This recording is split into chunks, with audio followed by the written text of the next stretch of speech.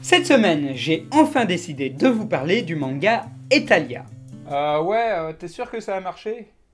Je veux dire, je lis les commentaires là, et les gens ils veulent tous que tu parles d'un machin qui s'appelle Shooting Stars. Alors pourquoi tu parles pas de ça? Et pourquoi tu fais pas ça, yaya? Parce que le temps que je l'écrive, que je tourne et que je le monte, il se sera écoulé 2 mois et tout le monde dira « Ah bah oui, bah c'est un mème qui est un peu has-been ». Non mais je t'en pose des questions. Est-ce que je te demande pourquoi est-ce que t'es cosplayé en joueur du grenier, toi? Qui ça? C'est lui. C'est marrant, dans mon univers, ce mec se balade en costard-cravate.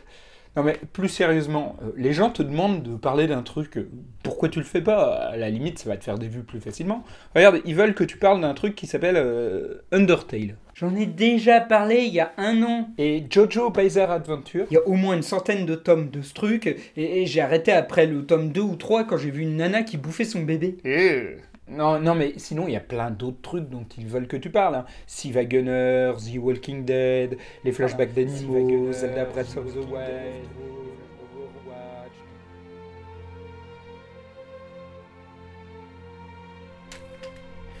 J'ai fait une énorme connerie. Non, mais ça va, ça a l'air d'être juste un projo, hein, ça se rachète. Non, pas maintenant, le 25 mars 2015.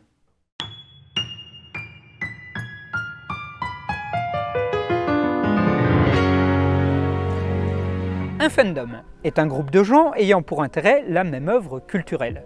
Il existe des fandoms de tout, films, séries télé, jeux vidéo, comic book.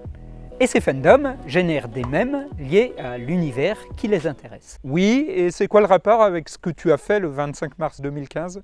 Le 25 mars 2015 sortait la vidéo sur GTA et les mèmes, au début de laquelle je disais, c'est-à-dire prendre une grosse licence très connue, que ce soit de films, de séries télé ou de jeux vidéo, et dire quel mème en découle. Celle-ci fut suivie par une vidéo sur Toho Project, puis Homestuck, ainsi que la communauté des furries, sans m'apercevoir que j'étais en train d'ouvrir une boîte de Pandore. Pas mal de gens ont envie que je parle d'un objet culturel, non pas parce que ce serait pertinent de parler des mèmes autour, mais plus pour me voir aborder le sujet, en parler, pour avoir une vidéo qu'ils puissent montrer à leurs proches pour leur expliquer ce qu'est leur fandom. Attention, je ne dis pas que m'envoyer des suggestions est une mauvaise chose, mais d'une part, le format d'une chronique par mois est mal adapté, et d'autre part, je ne peux pas parler de certains univers. Il y en a sur lesquels je n'ai aucun point de vue qui soit plus ou moins pertinent, comme Overwatch, ou d'autres que je n'ai pas commencé et qui me demanderaient un travail bien trop colossal, comme,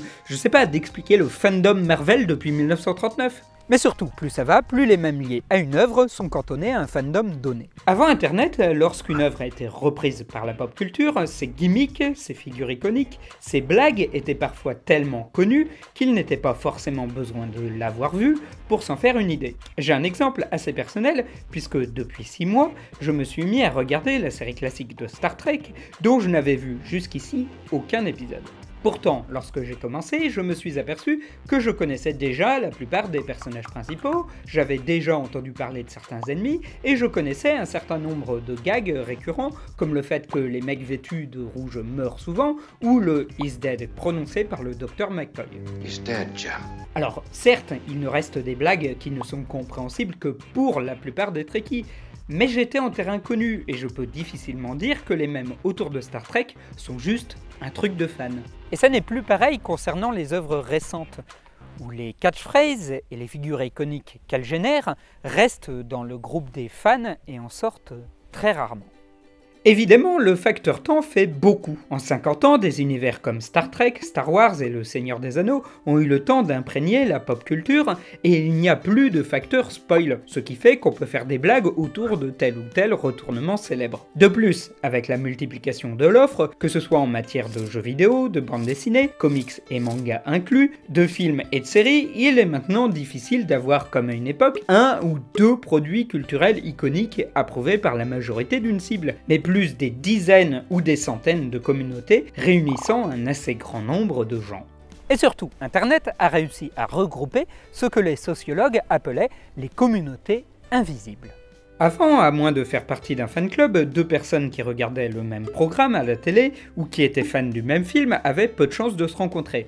Grâce à Internet, ceux-ci peuvent discuter, blaguer et échanger leurs théories sur le sujet, ce qui crée parfois tout un vocabulaire, des blagues, des gimmicks ou des polémiques sur tel ou tel sujet, et donc des mèmes. Mais ceux-ci sont-ils pertinents pour quelqu'un d'extérieur? Eh bien rarement. S'il arrive qu'un gag, qu'une figure clé ou qu'une catchphrase s'extrait des groupes de fans pour toucher un public qui ne connaissait pas, en règle générale, les gags d'un groupe de fans ne sont drôles que pour les fans. Et d'ailleurs, c'est un truc que je pratique moi-même. Je suis super fan des blagues et des mèmes autour de Doctor Who, Game of Thrones ou Steven Universe, et je suis le genre de type qui parcourt TV Trop ou les wikis afin d'en savoir le plus possible, quitte même à créer des pages, et je peux passer des heures à collectionner les images liées à ces univers. Il faut dire que l'utilisation des mots-clés ou hashtags sur Tumblr, Twitter, Instagram ou DeviantArt permettent de trouver des tonnes de théories, de cosplay, de fanart, de gags et de produits dérivés autour des univers que l'on aime. On est de plus en plus nombreux à le faire, mais on partage nos découvertes qu'auprès des gens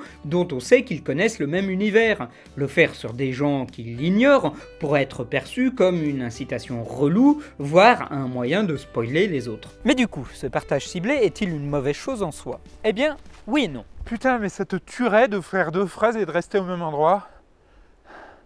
On pourrait voir ça comme une mauvaise chose à cause de son côté isolationniste. En un sens, c'est un peu le problème que rencontrent les réseaux sociaux en ce moment. À force de sélectionner les avis que vous préférez et de n'être qu'avec des gens qui ont le même avis que vous, vous êtes isolé des opinions qui sont contraires à la vôtre, quand bien même celles-ci seraient majoritaires. Beaucoup d'études tentent à prouver que c'est amplifié par les algorithmes des réseaux sociaux ainsi que des moteurs de recherche. Certains en viennent même à démontrer que pas mal d'Américains, pourtant démocrates, n'ont pas voté pour Clinton, car à force de ne lire que des articles négatifs sur Trump, ils étaient persuadés que celui-ci allait perdre. À moins, encore une fois, que ce ne soit un coup de l'espionnage russe, dans ce cas, blablabla, j'ai toujours tort. C'est aussi le cas pour les produits culturels. On surévalue l'importance d'un phénomène, car on ne voit plus que des articles qui parlent de celui-ci, et on ne fréquente que des gens qui en parlent. C'est un peu un contresens pour le mème, dont l'un des buts est de se répandre et d'évoluer. Se retrouver en vase clos serait donc vu comme une forme de consanguinité, le phénomène tourne en rond et ne touche qu'un public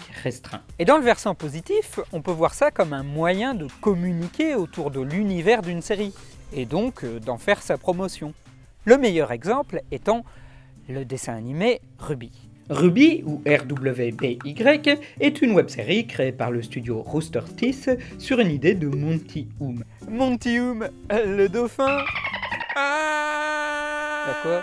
Initiée en 2013, elle compte à ce jour 4 saisons ou volumes. Créée en équipe réduite par un studio amateur avec des logiciels de motion capture, elle peut rebuter par son animation parfois un peu limitée et pas très naturelle. Mais ce qui est intéressant, c'est que Ruby est un patchwork de tout ce qui fonctionne actuellement. Un monde fantastique, des accessoires de SF, des combats impressionnants, une intrigue qui va en se complexifiant et de nombreux clins d'œil au public. Basée sur une équipe de 4 jeunes filles qui apprennent à devenir des guerrières, la série est clairement créé pour brasser large auprès du public geek. Les costumes sont pensés pour être pratiques à refaire en cosplay, les combats sont chorégraphiés à partir de combats d'arts martiaux, il y a des mystères un peu partout autour de l'univers permettant aux fans de créer des tonnes de théories, un côté fille badass, très à la mode, et les dialogues laissent distiller des doubles sens sexuels afin que les différentes factions de shippers puissent combattre les unes contre les autres. On pourrait se dire que mélanger tout ça ensemble donnerait une gueule de monstre de Frankenstein au produit final.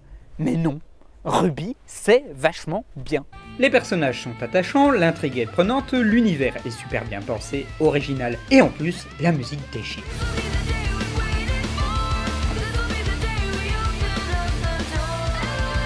Sans parler des retournements de situation très courageux, montrant que les scénaristes savent où ils veulent aller. Si l'on excuse les premières saisons où l'animation essuyait les plâtres, avec des personnages tout noirs afin de simuler les scènes de foule, et avait un scénario relativement basique, Ruby est une bonne série d'animation. Avec plus d'1 million de vues en moyenne pour chaque épisode, elle marche très bien et le côté prolifique de son fandom y est pour quelque chose. Par exemple, la série est toujours en top image galerie sur Know Your Meme, mais là où la série est maline, c'est que son modèle économique passe aussi par les mèmes. En effet, les épisodes de Ruby sont disponibles sur le site de Rooster Teeth de façon payante une semaine avant leur diffusion gratuite et illimitée sur YouTube. A priori, quel serait l'intérêt de payer pour un truc qui sera gratuit la semaine suivante? Si ce n'est de faire partie du cercle des gens qui peuvent en parler une semaine avant les autres. En faisant ça, vous faites partie d'un groupe de fans supérieurs qui non seulement aide la série à se développer, mais partage les théories, les mèmes et les derniers potins avant tout le monde. En un sens, l'alliance parfaite de la private joke et du snobisme façon Twitter.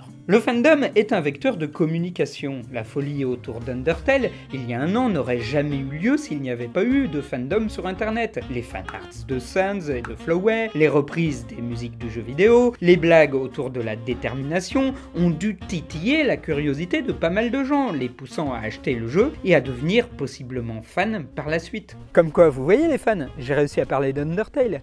Toutefois, en dehors des produits culturels, on peut appliquer la même analyse à d'autres communautés de fans. Ainsi, j'avais trollé les fans de Sea Wagoner dans l'épisode précédent parce qu'il m'avait été reproché de ne pas en avoir parlé dans la rétrospective des mèmes de l'année 2016. Je l'avoue, à l'époque, son nom ne m'évoquait quasiment rien, ou alors vaguement comme un nom évoqué de loin. En faisant mon enquête, j'ai compris qu'il aurait été au contraire pour moi difficile d'en avoir entendu parler. Sa chaîne touche principalement les fans de remix de musique de jeux vidéo, communauté auxquelles beaucoup de gens n'appartiennent pas, et a débuté en tant que communauté dans la communauté auprès des fans de Gilva Sonner.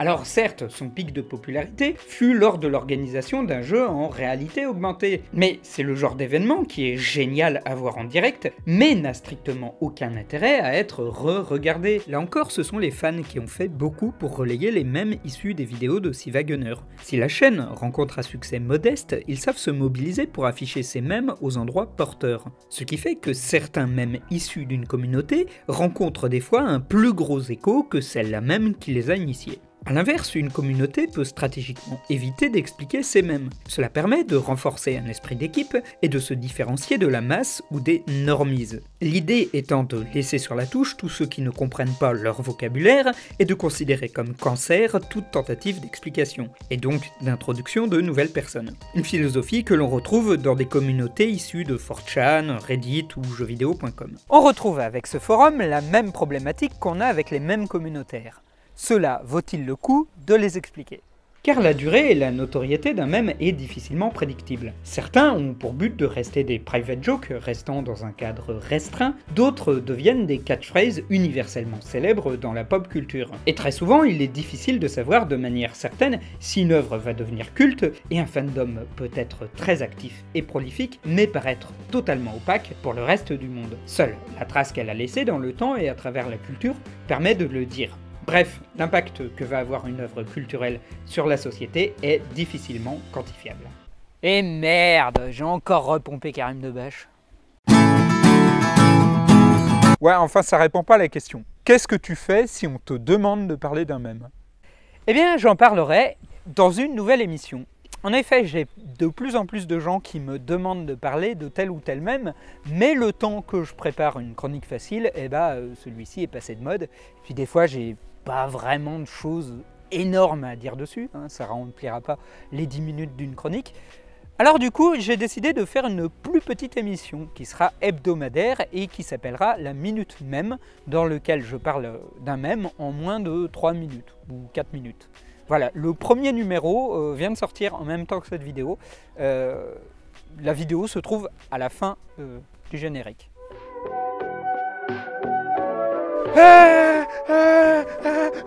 Qu'est-ce qu'il y a, ça va pas? Ah putain, mais coupe cette musique! Coupe cette musique, putain! Non, c'est bon, je l'ai coupé. Je l'ai coupé. Calme-toi, respire. Respire. Respire. Hein, ça va mieux? Ça va. Le temps que mon double se remette de ce qu'il vient de se passer, j'en profite pour vous dire que je vends toujours mon livre qui s'appelle toujours 50 icônes du net à connaître afin de se la péter dans les soirées mondaines. Alors le truc c'est qu'il m'en reste plus que 5. Bah ouais, ça a bien marché et je remercie tous les gens qui ont acheté le livre, ainsi que ceux qui sont passés me voir à la Made in Asia à Bruxelles. Donc, qu'est-ce qui se passe quand il ne reste plus que 5 livres? Eh ben, il va y avoir une réédition du livre. Voilà, alors il y aura quelques petits changements. Si vous voulez le savoir, eh ben, j'en parlerai sur mon blog. Blog qui s'appelle, comme toujours, hein, La Chronique Facile du mercredi, où je parle d'un mème tous les mercredis. Voilà. C'est bon? Ça va? Tu t'es calmé? Alors, qu'est-ce qui se passe? Cette musique, c'est celle des monstres qui ont mis mon peuple en esclavage. Dans mon univers, ce sont des créatures sanguinaires, des monstres que l'on appelle les hommes dauphins. Non, ok, c'est bon. Sérieusement?